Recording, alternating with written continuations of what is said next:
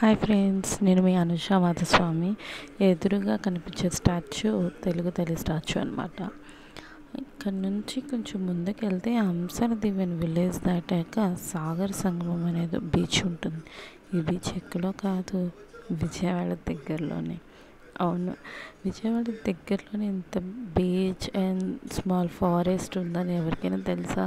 Visit చేయండి ఒకసారి, చాలా ఉంటుంది. బట్ ఫుడ్ అనేది దొరకదు. ఎంట్రన్స్ ఫీజు అడల్ట్స్కి అయితే 20-30 రూపీస్, కిడ్స్కి అయితే 10 రూపీస్, నో ప్రాబ్లం. అలాగే ఈ ప్రదేశానికి ఇంకొక విశిష్టత కూడా ఉంది. ఒకప్పుడు పెద్ద ట్రాజడీ జరిగింది, దివిసీమ తుఫాను అనేది. అవనిగడ్డ, మనం విజయవాడ నుంచి అవనిగడ్డ మీదుగా వెళ్తూ ఉన్నప్పుడు అవనిగడ్డ దాటాక మనకి హంసల దేవి, సాగర సంగమము వస్తూ ఉంటాయి అన్నమాట. ఈ సాగరం పొంగి అవనిగడ్డ మొత్తం చాలా వరకు కొట్టుకుపోయిందన్నమాట. ఒకప్పుడు చాలా ప్రమాదాలు జరిగినాయి. 1970స్లో maybe, I don't know, but I think 1970స్లో జరిగి ఉండొచ్చు. మా మావయ్య గారు చెప్పారు దీని గురించి. ఆ రోజుల్లో మేము క్యాంపెయిన్కి వాలంటీర్స్గా వచ్చాము అని చెప్పి.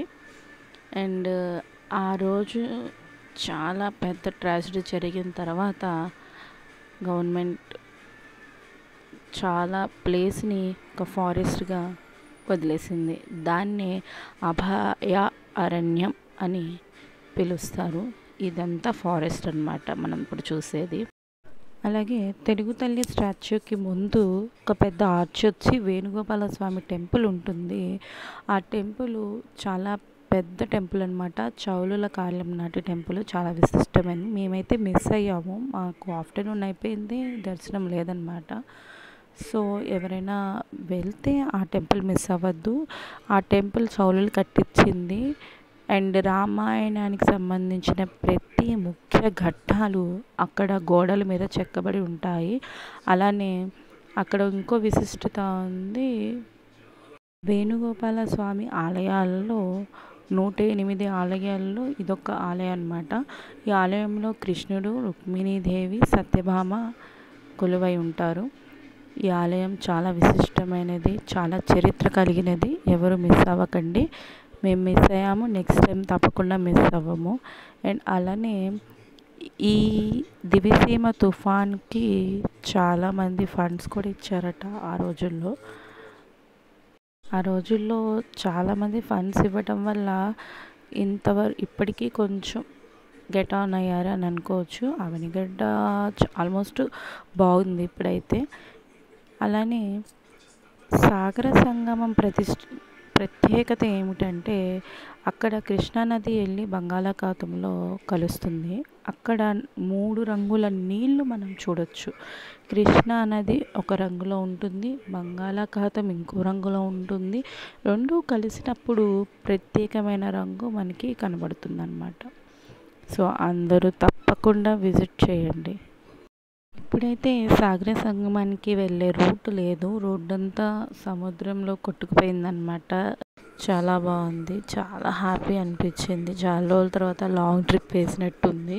అండ్ హంసల దీవి నుంచి కూడా 6 కిలోమీటర్స్ వస్తుంది మనం సాగర సంగమానికి వెళ్ళడానికి. కొంచెం లాంగే, వెహికల్ ఉంటే యూ కెన్ మేనేజ్.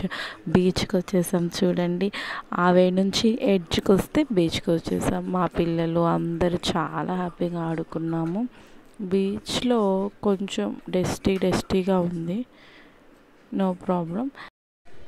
ఇది జస్ట్ బీచేనండి. ఇక్కడ నుంచి ఇంకొక 6 కిలోమీటర్స్ వెళ్తే సాగర సంగమం అనేది ఒక పాయింట్ వస్తుంది. అక్కడి కృష్ణానది వెళ్ళి బే ఆఫ్ బెంగాల్లో కలుస్తుంది అన్నమాట. ఆ పాయింట్కి రోడ్ అనేది కట్ అయిపోయింది, వెళ్ళడానికి లేదు.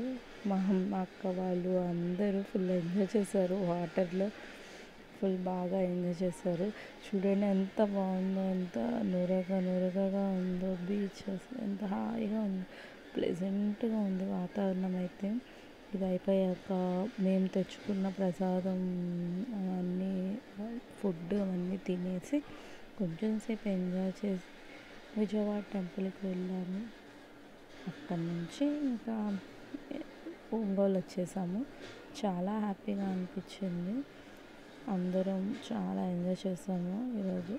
మా వాళ్ళైతే బీచ్ విజయవాడలో బీచ్ ఉందనేది నమ్మలేకపోయారు. Thank you for watching.